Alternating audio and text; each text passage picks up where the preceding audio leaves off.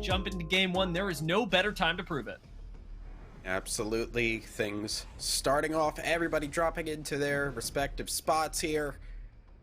So we are just going to see people dropping where they are expected. Countdown is our hot zone. Usually one that is contested, so I'll be interested to see if teams are going to be going for that or if we're going to get just a fairly easy loot up here. One thing that we did see from yesterday was a lot of teams favoring that bottom side, and now we're getting a little bit more teams going up towards that top spot. We can see Epicenter actually seems to have some fighting going on. It's a very weird place to start fighting, especially because there's not actually that much amazing loot to be shared there. We'll see what these sort of fallout of that one is. A team, of course, that we mentioned at the beginning, Splash, have found their way over by staging and should be relatively comfortable here. This is where they normally land, and even should they be contested earlier on, they know how to defend. And it's a good thing, too, because Team ULTM are right on their backsides and seeing if they can get some cheeky picks, while Splash make a nice rotation into the center of staging and potentially even further out. Yeah, trying to get into this building area here first, but it is a little bit rough here. Blight does not have a gun. Oh, no, that was just a visual bug. Apologies on that. So now they are looking to maybe get into this fight right away. They are ready to go. Throwing out the Arc Stars left, right, and Great. center. R301 going to put out a lot of value, but not actually find the shots there as Blight ends up missing a lot of his health at the end of that engagement. Now 50 HP traded away for only about another 50 or so. But Splash need to push up, and they throw down that dome to make it happen. The car not doing nearly enough work as Pulse finds the first knock of the fight of the game. And ULTM find the first wipe of the game, taking out Splash. Yeah, and Team ULTM was not a team that was on our radar from Group B. Splash was tied for first, and ULTM, they were all the way down in that 9th spot there, only having 20 points from yesterday. So them coming in, getting the drop on them is awesome. Splash not going to be getting any points this time around, and that is a really disappointing start for Nestle Splash. It is, and it's taken them by surprise, I imagine, just as much as it has us. With them going out so early on, I think everybody else is going to start paying a little bit more respect to ULTM, who, despite the fact that they didn't make it into our top 5 yesterday, very clearly can tango up here in what we were thinking was going to be a slower lobby. They increased the pace, and they are the only ones to be doing it, or at least they were, until Survive Noodles ended up picking a fight of their own. Yeah? Survive Noodles, another team that I think we really... I don't know about you, but I was not prepared for them to do as well as they did yesterday. And I think that they are somebody that we should keep our eyes on as well. So I hope to see some great things from them, and obviously they are starting off great already. They've ended up taking out Cinnamon Toast Crunch pretty darn early on. Second blood, if you will, of the tournament belongs to them, or at least of the day. MNK Assist, though, making their rotation in through Landslide, are going to be some big competitors that I, at least, am expecting big things from. We've seen them show up. I believe this is their 3rd day that we've gotten to catch them over at Nerdstreet. Yes. And MNK actually have some, how do I put this? They have some extremely talented players that I haven't seen play together all that often. So the journey for them has been less about mechanics and more about synergy. And that's the really exciting thing, is that day in and day out, we get to see this team grow. And I think that today, at the very least, MNK Assist should be able to place top 5 if they're really playing to their potential, if not fall into one of those prized spots. Absolutely. I think we saw the skills that they had. They were popping off in some of these late game fights, but really it seemed like a little bit of inconsistencies coming through from them, where they would get caught out and not really be on the same page in some of these earlier fights. So we'll see if they are capable of getting to these later game rings and be able to make those great shots going into the end rounds. Trippin were another team just yesterday in Group A that had I want to say similar performance to Survive Noodles, perhaps actually slightly lower highs, if anything. But now pushing their way in towards Fragment seem to be itching for a fight. They've already got the triple take and Peacekeeper, interestingly enough, and seem to be opting into a more mid to long range comp than anything, hoping that they manage to find some snipes on people unawares at long distances. We'll see if this works out for Trippin, because if you're holding up in Fragment, the reality is that long range fights are a little harder to find. Absolutely, and this is a little bit interesting now as they seem to be going now in M&K says, oh boy, they are raring to go right now, all purple shields, and they are dropping. I'm pretty sure they are aware that there are people right by them and they want to take these fights. Yeah, we know that Trippin right next door. Whoo, Lord, it seems like Trippin very well aware at the same time.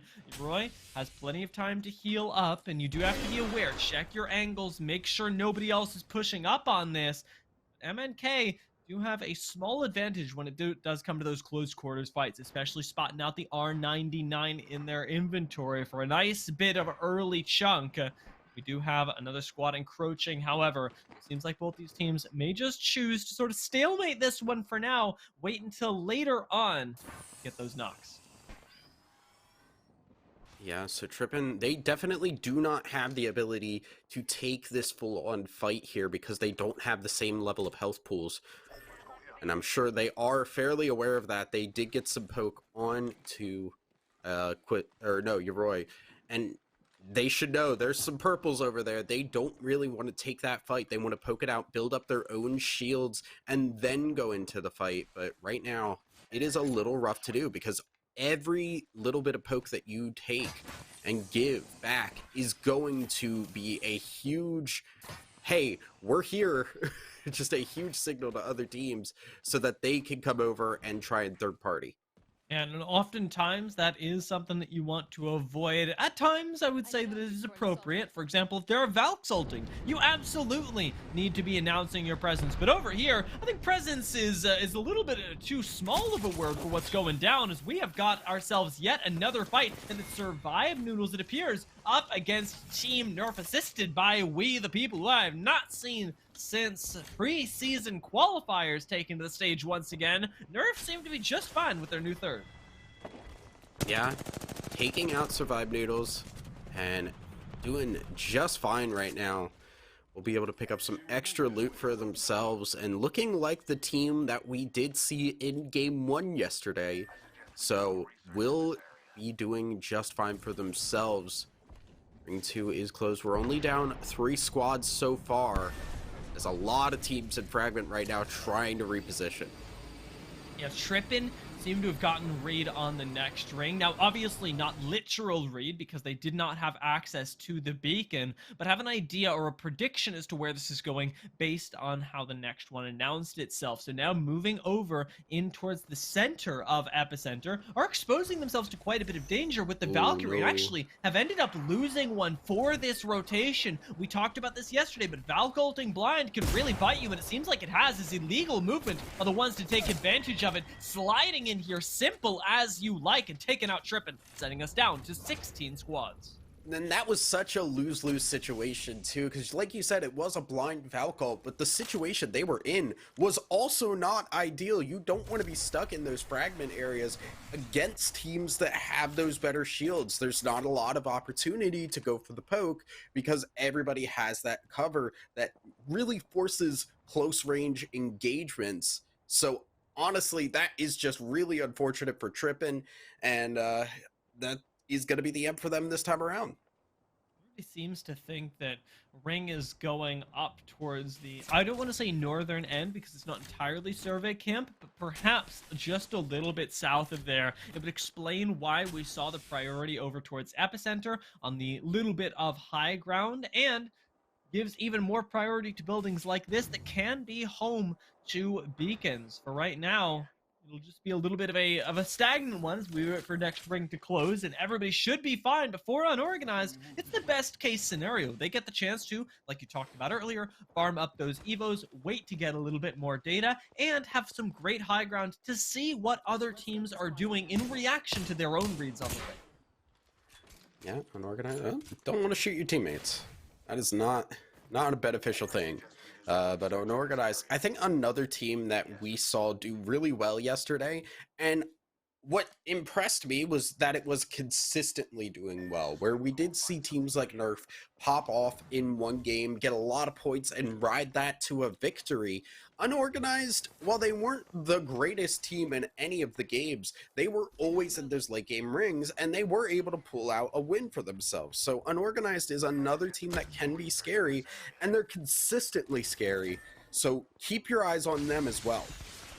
It's funny because, like you talked about, it's really just being able to show up to the party in the late game that can be that really big determiner of your success. Pulling out a win, Unorganized, I dare say, impressed me yesterday, but it is mostly because of their consistency when it does come to being in those top three. We have a seer in the lobby, and I'm going to hold everything. Yeah, we both had the same reaction as soon as that dome goes down. We go, hold on a second, and hey, very soon, we may not have a seer in the lobby, as Droolers did get one knocked, seem to have held on for now. They've still got that Gibby, but 11 seconds left on the dome means that this head peak is really where they need to play in order to be able to defend the team trying to encroach on their high ground position. I do love this composition, however. The combination of Ash and Seer is a deadly one when you're the one initiating.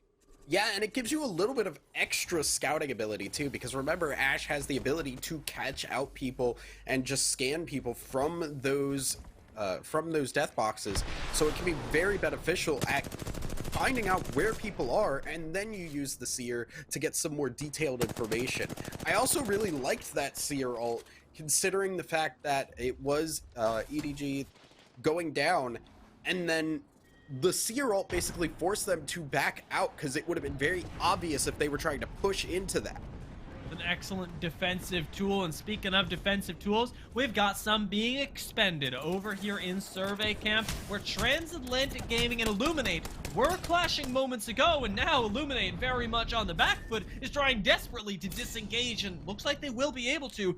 They do lose one, getting knocked. Juggernometry should be picked up in just a few moments. Even though Nerf found that cheeky knock, I don't expect it to turn into a kill, because you do not want to overextend out of what is likely a building they've found safety in.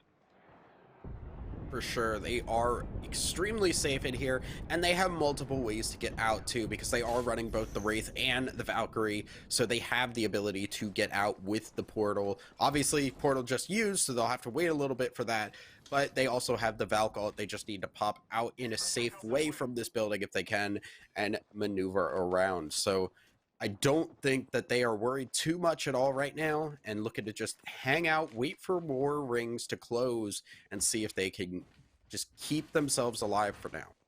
Very quick thing for today, of course, we didn't get the chance to talk about it all too much, but we are going to be running 6 games today, not the 4 like we did yesterday, and so throughout the course of these 6 games will be more about how consistently you can make these rotations, with Lazarus making one all the way around the back. This sort of creativity may very well be the thing that separates them from the rest of the squad. And keep in mind, they are coming into this tournament already extremely warm. They're playing against some of the best in North America this morning in the JBL Quantum Cup, and have just literally from game to game swapped over into here to give us a little bit of a taste of what they can bring to the tournament. Already saw an interesting move from them using the Valkyrie, but they will have to fight up against Sriracha if they want to make this rotation really work.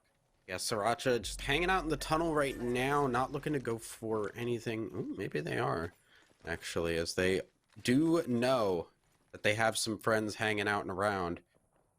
So this should get a little spicy quickly.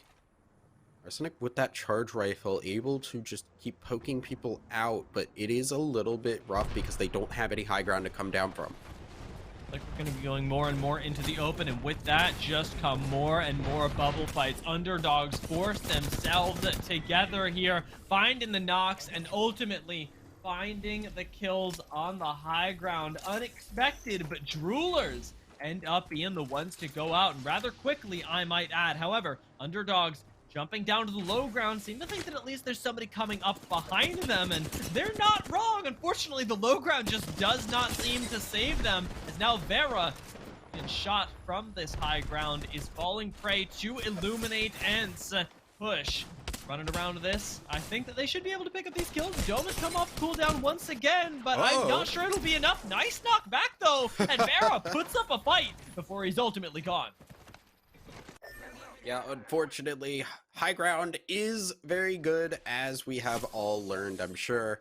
You always want to have the high ground, always be able to shoot down from above, back out if need be, and Illuminate using that to perfection to get themselves another wipe on a squad. We are down to 12, as we do have ring 4 closed in on in just a minute.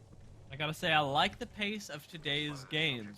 It's been, I would say, with action scattered throughout, but we still got a good amount of squads moving into this 4th ring, and still a lot of power positions being held. Unlucky with one of them over in Survey. Very difficult to siege normally, but interestingly enough, they're going to be the ones that have to leave sooner rather than later should the ring continue pulling a little further south. What is happening over here, though? We have got a huge fight breaking out. Nerfer right in the center of it.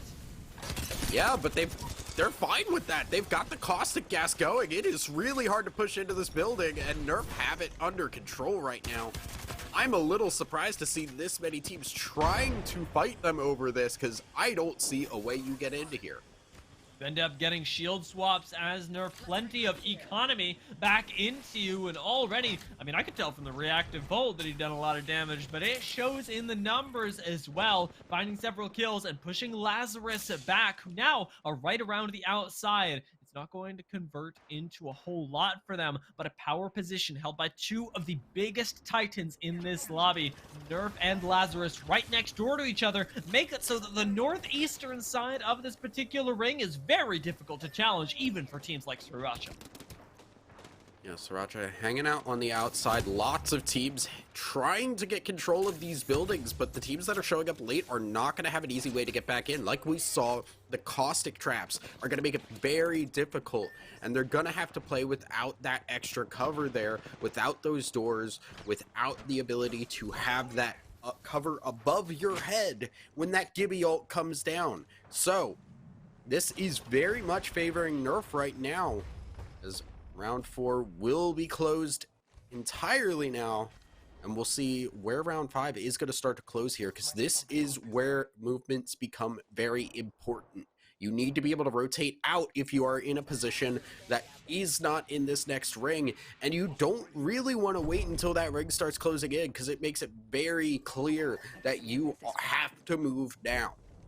Yeah, it is that immediacy that other squads can take advantage of. Teams like Sriracha might just have to make use of the portal to sort of circumvent that, as they do have it available. But speaking of things we got available, we've got a big Kraber in the lobby, and it is always worthwhile to announce that, because Illuminate, who I would say struggled to have a big impactful day yesterday, now can really take advantage of the one-hit kill that this weapon provides.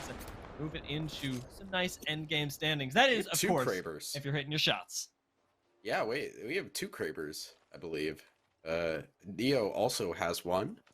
So, lots of poke able to come through. People got to be very careful if they do not have that cover for themselves. This is going to get very interesting. I'd love to get a map update if we can see where this next ring is closing, because we do unfortunately still have the bug where the minimap will not show us. But this should be really interesting if the ring is closing outside of these buildings. A lot of teams that have been very safe for the last couple of minutes are going to have to move very quickly.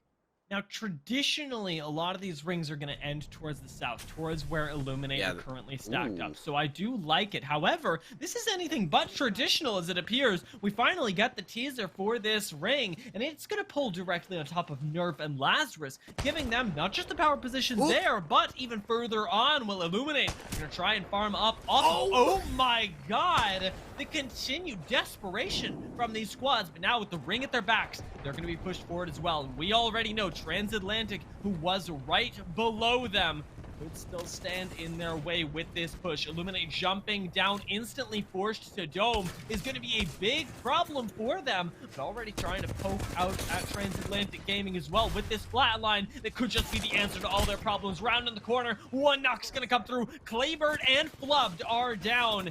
These Illuminate to continue cleaning this one up as they finally take out the last member of Transatlantic and then get absolutely decimated by Team Unlucky, who come in from the side, wipe those two, and get themselves lots of loot for the end game. Yeah, this is such a nice spot to have just because of the loot. It's a little rough that you don't have that full building, and you can see how other teams are able to get the poke in there because of that, but it is great to be able to pick up all that loot. They have so many shields that they could swap if they need to. Lazarus also hanging out on this outside here.